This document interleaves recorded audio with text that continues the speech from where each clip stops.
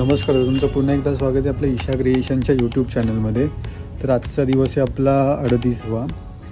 तर आजचा daily mini blog आपण शॉपमधून स्टार्ट केला आहे, कारण की थोडेफार कस्टमर चालू आहेत आज पण, कारण की आता दिवस राहिले ते 5. तर बघूयात कस्टमर आपण. तर स्टिचिंगला पटापट एक कस्टमर आलेला. हे ह्या आई होत्या त्या आलेल्या काल, कारण की त्यांनी घेतलेला एक रेडीमेड ब्लाऊज. पण रेडीमेड ब्लाऊज घेतला त्यांनी, ते बोलले की मला स्टिच करून पण द्या एक. मग पटकन मास्टरनी स्टिचिंगसाठी विचारलं, पैठण वगैरे पटकन सांगितलं, कारण की पैठणीवरचा ब्लाऊज होता.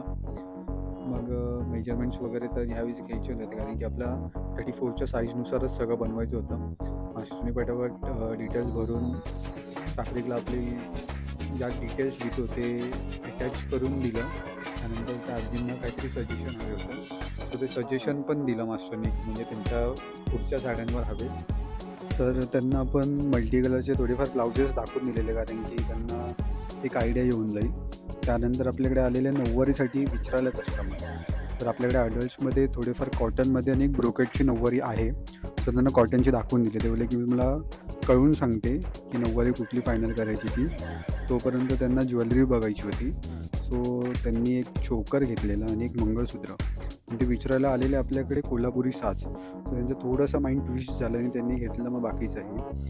त्यानंतर आपले जे कालचे कुरिअर होते ते आपल्याला रेडी करायचे होते, कारण की दिवस खूप कमी राहिले. तर आजचा डेली मिनी ब्लॉग आपण इथे एंड करूया. भेटू उद्याच्या नवीन डेली मिनी ब्लॉगमध्ये. तर चॅनलला लाईक करा, शेअर करा आणि सबस्क्राईब करायला विसरू नका. थँक्यू.